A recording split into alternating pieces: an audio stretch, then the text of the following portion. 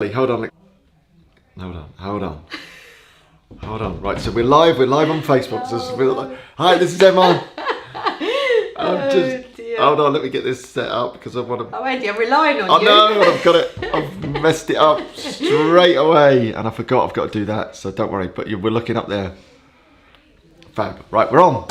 Excellent. Let's do this, team. So you've noticed we are back out Zone 1 Health Studio, Prideaux Park, Essex, where we love, where Emma hangs out, where I hang out. You can sort of see it. We've changed the setup slightly because there's people training out there. Joe Hall, who was on this very sort of stage, as it were, not long ago, he's training out there in a second. Joe's doing fab, by the way. So we brought it into the office so we can still sort of see what's going on outside, but I can have a chat with Emma, if that's okay. So Emma, welcome.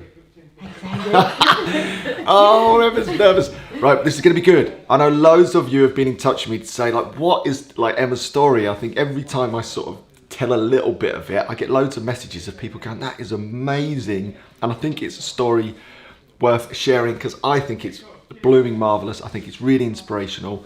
And another thing, Emma's on the fun side of the island, which is really important because I think it says so much. So, we'll let a couple of people roll on and then we'll get stuck into it. Hold on, I'm just going to this has just got a bit,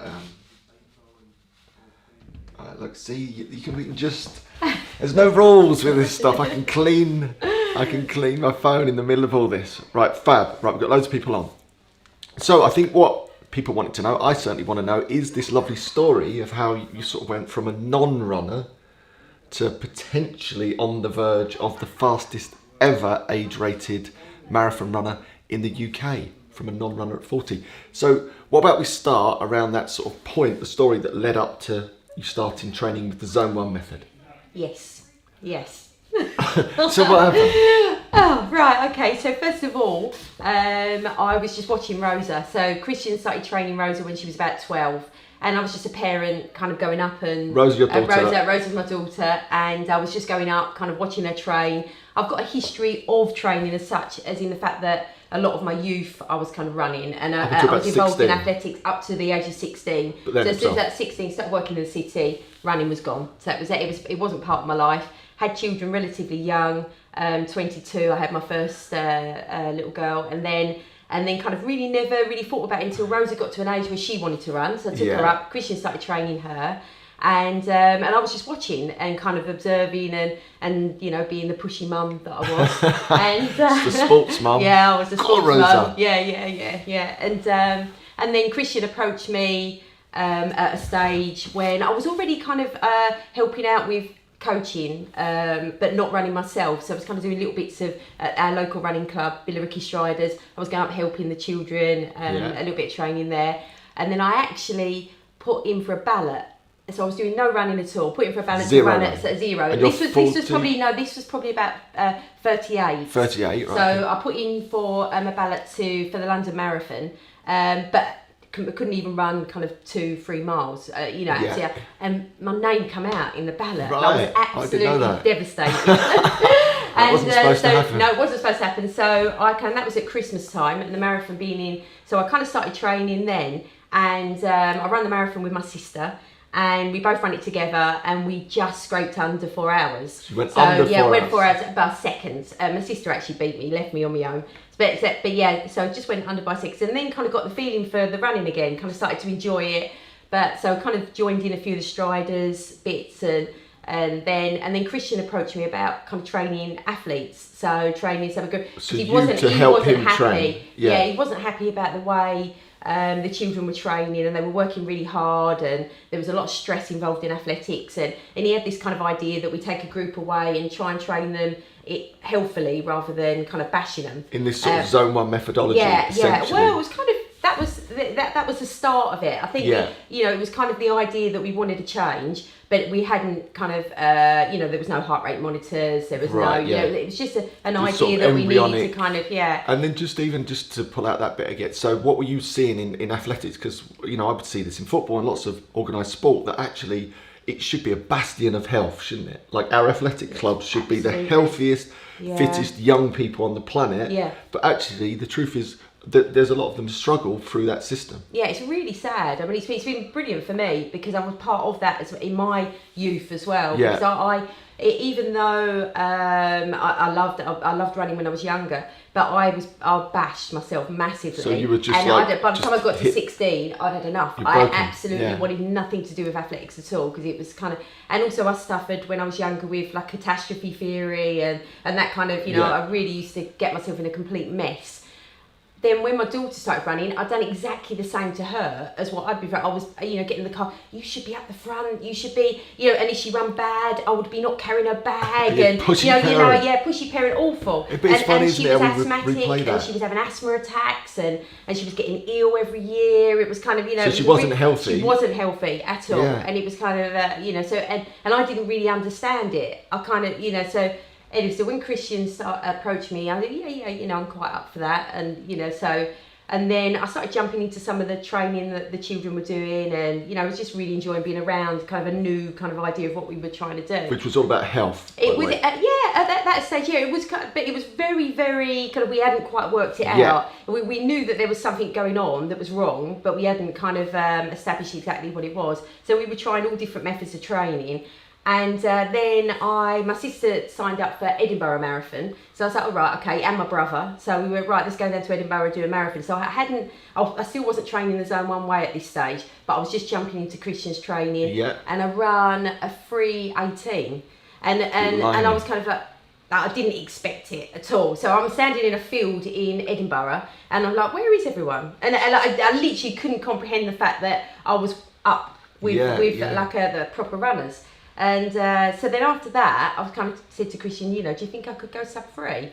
And he was, he said, oh, you know what, let's give it a go. So we started to kind of work with, and Christian trained for a marathon at that stage as well. Yeah. So we trained together for a marathon, but again, still not the Zone 1 way. So we hadn't, no heart rate monitors, and we were experimenting with different things. I tried to run a 100-mile week and absolutely destroyed me. And it was kind of, so we kind of, and then, but I was in really good shape. We ran a marathon. I ended up getting cramp at about 5 miles in. Did you? And it just all went wrong. So, but I ran about 17, something like that. So it was kind of, so we kind of, at that stage, was like, right, okay, that's obviously not worked. Yeah. So I thought, so Christian then started to do his degree. And he was going to say, right, okay, we're going to experiment with heart rates, and he started to kind of research Connect the dots and this is where the Zone 1 started. So I'd already done that. Then we decided to have a year out of marathon. So I wasn't going to run a marathon. We were going to try and train for heart rate. So and it was tricky, and I resisted it quite a lot to start off with because it's kind of I'm fit at that stage, but the heart rate monitor's telling me that I'm not fit. He's kind of telling me that I've got to slow down and so again everything we know now is really kind of that my base wasn't good enough. It wasn't good enough to run a sub 3 hour marathon. I would never have run a sub 3 hour marathon. I would have just kept kind of trying to break it and not breaking probably it. Getting injured trying to it push just wouldn't have happened. It wouldn't 100% no, it wouldn't have happened. So because the heart rate monitor was saying to me, you've got to run 9-minute miles. So I was kind of, I was ringing Christian out on runs, kind of going, you are joking me. I'm running like 9:30s and 10s. So for people listening, is that really slow? That would be considered slow. I mean, I'm looking to run a marathon. I run my marathons now kind of at 6:30, 6:40 pace. And that, so I'm running my training runs at 9s and 9:30s. And kind of, just, when normally I'd be running them at 7:30. And just to explain that for people, so basically what that is, that's the heart rate. So you pick a heart rate, which is the Zone 1. This is where the whole Zone 1 methodology comes from, and there's lots to it, but this is one aspect of it. So you run at a certain heart rate, right? You find out what your Zone 1 is and do most of your training at that heart rate. But as Emma just described, to stay at that heart rate, because it was really low, she had to run really slow. Yes. And that was like blowing your mind. It was like, how am I possibly ever going to run a marathon at that speed when I'm running really, really slow? This is silly. This is not going to work.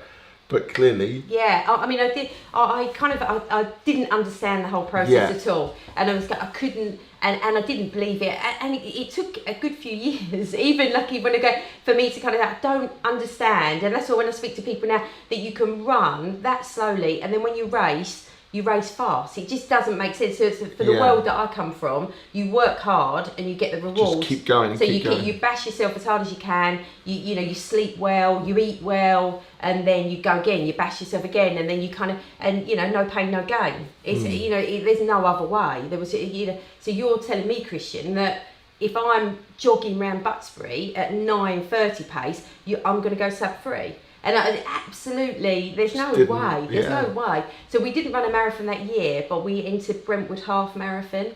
And so I'm jogging around Brentwood Half Marathon with no kind of idea. Got to kind of the last few miles and saw Christian. He's going to be like, and I'm like, all right, it's all good. I'm like just jogging along. And then he said, if you pick it up now, you'll PB. I'm like, you're joking me. Like he's absolutely, and I PB'd.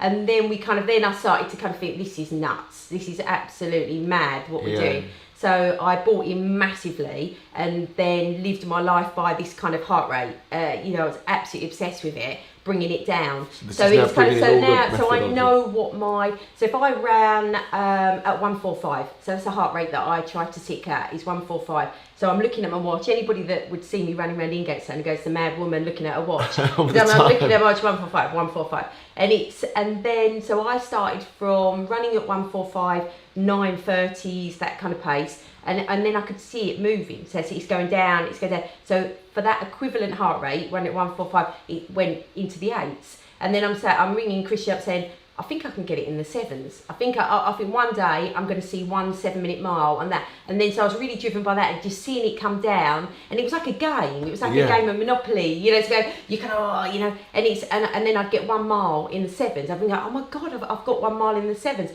And then every mile's in the 7s.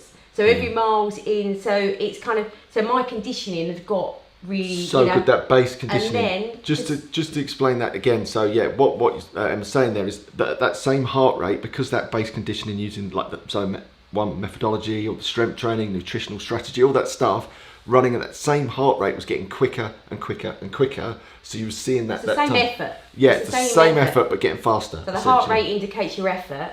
And so that's the effort, and the time is your conditioning. So you've got an effort and you've got a conditioning, and then so it's just really showing me. So then, but we were, wasn't doing very many sessions, running the occasional park run, and then we entered Chelmsford Marathon, and we went down to that, and I'll never forget. It was it was just the oddest experience ever. So I'm on the line thinking, no way, absolutely no, still not believing it. I trusted Christian that. He was kind of doing his degree at the time, and all the research was kind of backing what he was kind of saying. But it was anybody that I mixed with in the athletics world would just be, no. It's the total opposite of what everyone else is doing. So and would just think that I was, it was just silly. Or that I was lying. That was a kind of, it was super bad. Because there's a bit of that, I guess, in athletics, of people, post certain runs and don't post. There's a little bit. It feels like there's a bit of that. Nobody tells the truth. Everybody's been injured for 6 months and then they're miraculously come back. But actually, just even while we're on story, so you've not seen a physio through? Oh, I've never been to. I've not. I mean, I won't go on my son because I'll bore everybody to tears. But no, Rose, none of mine have been to physio. So I've not paid any money out on physio. So none of this sporting that we've done. Fortunately, Christian's, because he's been experimenting with us, there's been I've not paid a penny out. I've not paid a penny, or no massages, no nothing. Because that's most people, anyone training, are constantly injured or in the physio or in recovery. Well, it's all about recovery. It's all about, so you spend money to physios to recover you. You have a massage to recover you. But I'm constantly in a state of no stress. So it's kind of, so I don't need that. Because the heart rate and the Zone1 methodology is keeping you in that space. So if I have a really, say when you're running, say the children were much younger then, and you run and you're stressed because you've had a bad day with children, that your heart rate will be up. So it protects you. The heart rate protects you from any form of stress. So say so somebody slow you down. Somebody else would, it slows you down. So somebody else had had a really bad time with their children, or stress at home, work, or something, and then they'd go out for a run to kind of get rid of the stress, and they'd run too hard, they've already got a stressed body, then they get injured. But whereas I go out for a run in a stressed state, my heart rate would say you're in a stress state, and it protects me. So you'd have to run slower for that heart rate. Yes. So instead of you running quicker, it'd slow you right down because you're already stressed, which keeps you protected. Protects you, so you don't need the physio. So it's kind of, it's kind of that anyway. So I got to Chelmsford Marathon, standing on the line, still kind of in my 3/4 length trousers, kind of like the mum on the line, kind of thing, and standing on the line and I'm running. I'm thinking, this is, I just enjoy myself. I'm not very good with numbers. You're talking the whole way around. Oh yeah, obviously. So what's amazing about this, right? If you could see it, and we're going to get to that. Emma, when she's running, and in here anyway, is a brilliant talker. It's just talking the whole way around. Like, which freaks everyone out even more because they're obviously all like in the zone, and Emma's like, yeah, whatever, just chatting away. I've never, because it's not something that I expected to be doing. Didn't expect to be kind of running at these kind of levels. So I still feel like a 4-hour runner, but running them kind of times. It's kind of, it's just, I enjoy it. It's just but it's the same kind of it's so confusing because it's the same effort for me. So the 4-hour marathon was probably harder than my 2:51. It's kind of because of just the conditioning is different. But so I finished, so the last few miles, I'm clueless where I am as well. So I'm just running, and I'm running, and I'm not looking at that stage, not looking at heart rate, just running.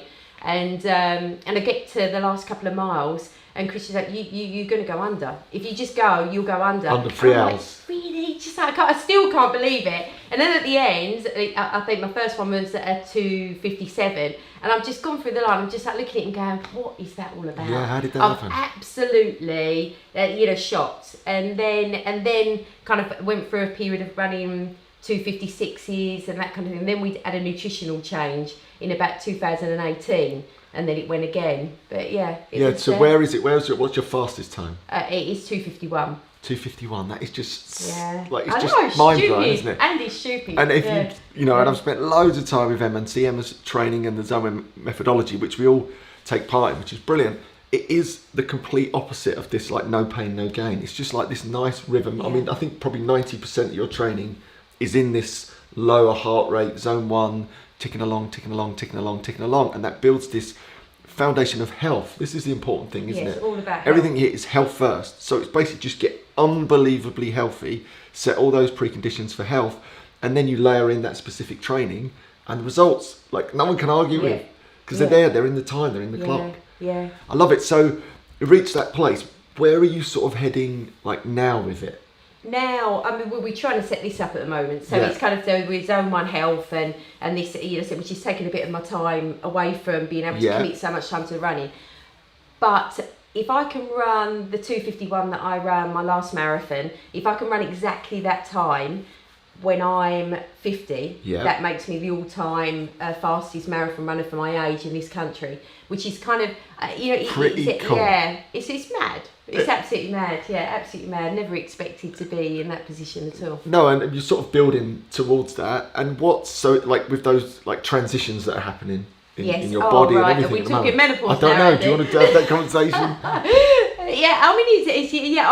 I'm actually, and I spoke to my sister about it a while ago, and I think our mentality towards things is kind of, it's all quite interesting. So it's not something, I'm not worried about getting old or that kind of side of it. It doesn't, but I'm finding it quite interesting because I've gone through a period of time where my heart rate is just, is gone up. Yeah. And, and it's kind of, and then you get hot and but, I mean, I went out last night for a run, and I've had probably quite a few weeks of my runs being a bit slower, but I've kind of like been interested in it. It's just kind of like, right, okay, I'm going through this, God, I don't know how much detail you want me to go into, but I'm very kind of definitely perimenopausal, so I'm kind of going through periods of time where I'm bleeding quite a lot, and it's affecting my running, but I've been really still strict with it, so I would never change the way I train. So it's just kind of, that's quite interesting.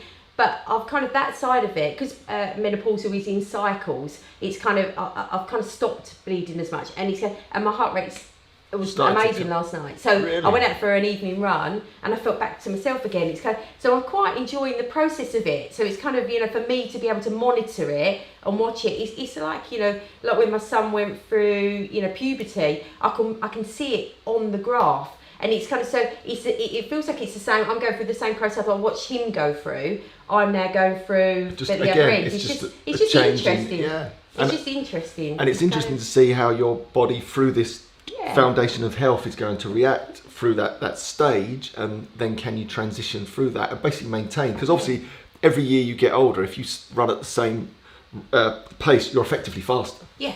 For your age rated. So that's the idea, is to train through this section, stay incredibly healthy, and what monitor. else can you do? Well, exactly. You know, what else can you do? It's kind of, so it's, I feel like incredibly lucky to have it, because I don't know how for me, when I watch other people that are going through it, I don't know how else you go through it. If you're not monitoring it, I don't know, it must be very, very confusing, because you feel different on different days to different, so how do you approach your training? It's like if you train in a traditional way, where you train on a Tuesday and a Thursday, and you go up to your training, but you're having kind of one of these hormonal days but you train really hard, it's kind of like, you're definitely going to be at the physio.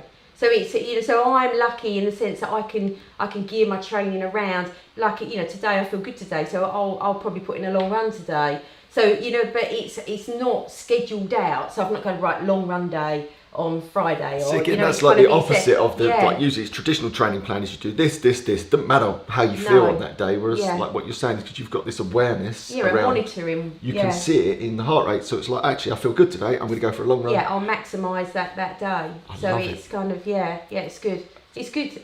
And it's everything. When something happens like that, we'll sit down and we discuss it, and it's kind of, and I'll look at my food, I'll look at my sleep. So rather than just like it scares you when people have like training plans, because they just think, you just kind of hit a training plan regardless of what state you're in. And this like applies to everyone. Obviously there's a transition going on in your life at the moment, but that's whether you're a youngster and you're going through a relationship that's getting tricky. You see it in the heart rate, whether you're going through your own so it's this monitoring system that you're really skillful. It's a big part of the Zone 1 methodology that again protects you and keeps you safe. And equally, let's just talk about this briefly. You don't drink. No. Emma's on the fun side of the island, which I love, and because that would get in the way of your training. There's no way. It's just a no-brainer, isn't it, Andy? It's just not worth it. It's just kind of, although I feel lucky in a sense, because it just doesn't bother me. Yeah, you was never a big drinker anyway. I was never a big drinker, but I just kind of, it is for me. It's like a healthy aging is probably the biggest thing longevity, for me. Isn't longevity, it? Yes. And if that's going to interrupt that, so my choice is I kind of go out and drink and do whatever, but then I don't get that experience of running a sub-3 hour marathon at 15. It's just a bit of a nut, for a couple of drinks. It's just not going to happen. It's just not on the radar. But in that note, we spoke about this before about when you drink alcohol, what it does to your heart rate. Yeah. Oh my word. We've had some mad experiences with heart rate. For me, it's like again, because I feel lucky that alcohol is never really ever played a part in my life really at all. But for me, kind of in the job that I'm doing, it's amazing. It's been the effects of the alcohol. It's watching. I mean, even for, I don't know if I've probably said the story, which to lots of people, but I've run with ladies that have been out the night before, and I've been monitoring them both. And so I'll kind of, I know they've been out the night before, so taking it easy with them. Got a heart monitor on both of them. One lady next to me, her heart rate will be about 5 beats more than what it is normally. Yeah. So she's, both had the same evening. So she's kind of been affected by the alcohol, but not massively affected by the alcohol. The lady on the other side of me, honestly, to the point of I think we need to stop the run. This is your 20 beats ahead. You need to. We need to dangerous. Walk. I mean, I think my resting heart rate is say 42. It's almost double before you've even physically being alive. Yeah. Because of the alcohol. Yeah, because of the alcohol. Nuts. And that's why people keel over. No, unless you monitor it, you don't know. So you don't know. So you could be somebody and the particular person that I know is now having, we kind of make them aware, but there's only so much you can do. You make them aware, and but now he's having serious problems like liver problems, but the other one. Still fine. Yeah, so everyone's different, isn't it? You don't know how you, but obviously it's not a healthy way to it. But it's kind of, but you just don't know. You don't know, but if you see it, you can't believe it. You can't believe that how much it affects. It's incredible. Yeah, and I think we've discussed this many times before. I would have been one of those people. I've said it that literally killed over for exercise because my way of dealing with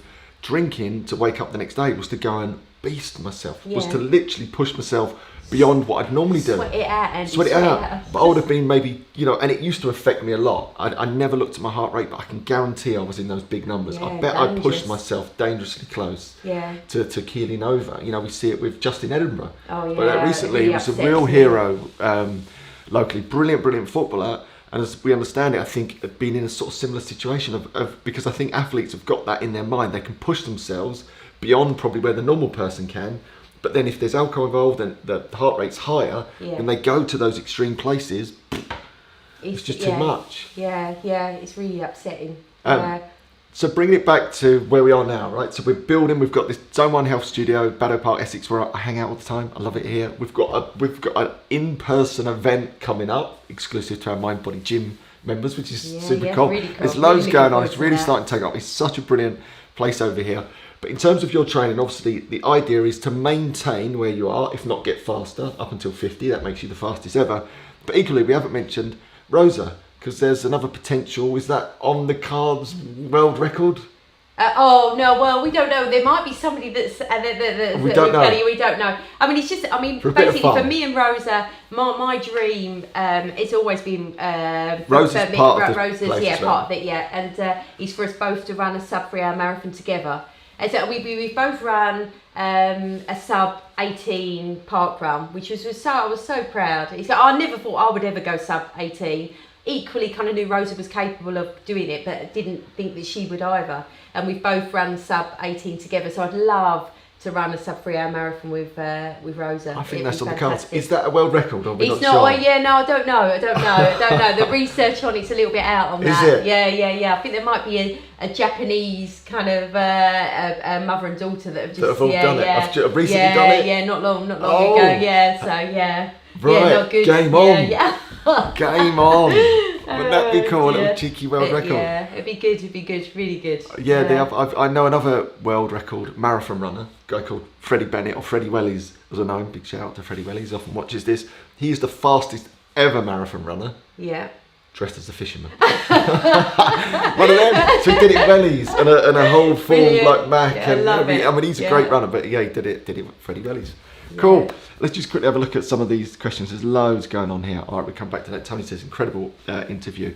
But yeah, just to sort of wrap up the official bit there, I think that's just so cool. I mean, really excited about the future. It is cool. I mean, it's good because we're growing as well, and it's even with my own training, we're kind of looking at this stage of life that I'm in at the moment, and it's kind of right. Okay, so we've got to kind of get through it, and I'm quite excited about the way we're looking to do it as well. Is what we're going to do is going to have a real block of strength training for myself as well. Okay. Because my strength is actually I've been quite strong for a while, which is just mental because I never ever thought I'd pick a barbell up in my life.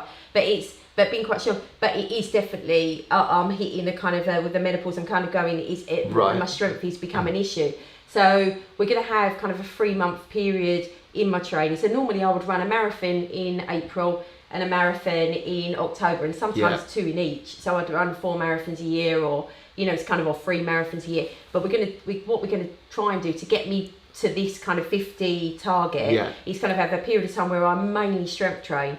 So I'm looking after conditioning my body, because you've got to look after your strength, because that's what you're on, this kind of downward. There is a decline, the decline gets faster and faster. So and oddly, it hasn't hit me, but it's hit me now. So it's kind of so we kind of sit back and go, right, okay, so what do we do about that? So we're going to have a block of 3 months where I kind of get my strength training, really get back to as strong as I can get, and then go back into marathon training as well, which I'm really excited about that. It is. It's not just leaving me out to kind of go on, just, it's kind of an approach, go, right, okay, that's what we're going to do. We're going to fight the decline. So it's like anti-aging. It's like sort of anti-aging. Yeah. And what's really important about all of this, in many ways, and Emma and Christian and the team over at Zone 1 and the methodology, is basically just out there experimenting with anti-aging longevity formulas, because the truth is this: everything you're doing is what everyone does in here. There's no difference. There's no difference. No. So that's a really important part. So in terms of the strength training, in terms of the heart rate monitoring, in terms of the nutritional plan,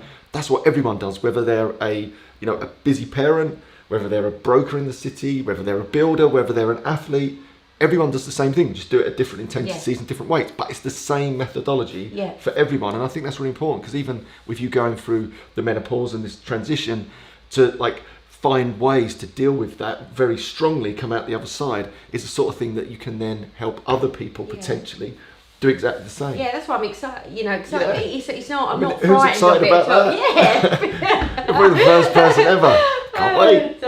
Yeah. I get to test all these skills. Yeah, it's good. I love it, and I love being, you know, part of it, and we've got to know each other brilliantly. Yeah, you know, we've been to the city, you've helped me train our brokers before, and it's just such a cool place to be. And we're seeing many of you guys started to come into the it's been good Zone 1 Health Studio, which is great. And actually, Joe Hall's out there now, and Steph, who's part of the Arate group, is out there training through the window. Have they been good? Yeah, really good. Yeah, love it. And it's just lovely to be a part of the whole success story. Emma looks amazing. I feel so inspired. I signed up for her event, so can't wait. Brilliant. Justine, go on, Justine on YouTube. Yeah. Justine, so that's on the. When are we doing that? We're doing that on the 1st of August. Yes. It's exclusive to the Mind Body Gym. We've got a group of 20 coming out to the Zone 1 Health Studio in Baddow Park, Essex. I get to meet them for the first time, many of them. Justine's coming down from Scotland. How cool is that? Yeah. It's going to be fab. There'll be loads more to come. I absolutely love it here. I can't, I'll be a big champion, a big supporter of everything they do, because it's just amazing and like living proof that, following these techniques and this formula, it's just this sort of anti-aging. It's going to be like Cocoon, the film. Yeah. We're all going to be walking around sort of age 80 looking about 25. Yeah, I don't know about that. I think that's the way it's going. There's Matt, who was in just the other day. I love to see these obstacles ahead and plan how you're going to work past it. Love it. Mindset of a champ. Yeah. That's so true. It's so true. Brilliant interview, says Hugh. All right, team, we'll wrap it up there. I hope you enjoyed that. We'll see loads more of Emma over the coming months, weeks and years, because I think she's fab. There's a much bigger story to tell behind all of this as well. Have a brilliant day all, and I'll see you later. See you, everyone. Bye.